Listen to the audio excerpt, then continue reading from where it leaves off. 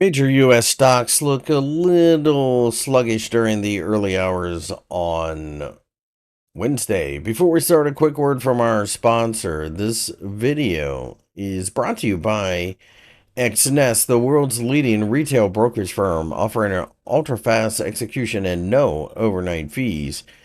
Look for a link in the description below. The market for Amazon looks like it is going to be a little softer during the early hours on Wednesday, but quite frankly, I think we're just stuck in a bit of consolidation. This does make a certain amount of sense considering that we gapped higher only to pull back a bit, and now we're just kind of hanging out in this area above the $200 level. I do favor the upside, but I also recognize that traders will be looking at the possibility of Fibonacci studies offering a little bit of technical resistance in the form of the 61.8% Fibonacci retracement level. But if we break above there, that opens up a move all the way back to the $240 level over the longer term. Netflix, of course, remains very bullish. It is basically just drifting higher overall. I think given enough time, we probably get a little bit of a pullback, but that pullback should be thought of as a potential buying opportunity. This market probably sees a certain amount of support underneath current pricing near the $1,170 level, with the 50-day EMA sitting right around the $1,100 level. I have no interest in trying to sell this market.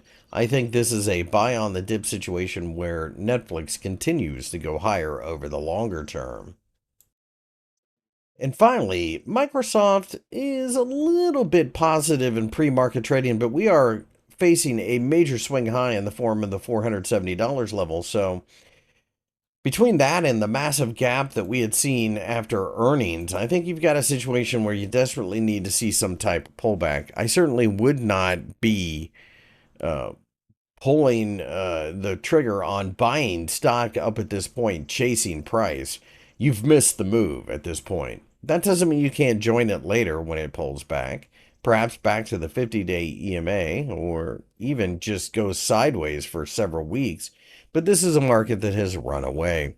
Chasing here, the risk to reward just isn't going to be part of what's working for you. Yes, of course it can continue to go higher, but there will be a deep correction sooner or later. Think of it this way. If you bought Microsoft or even owned it near the $390 level when we launched, you were already up about $72 a share. So you would have to start to think about trimming your position, taking some profit, and moving on.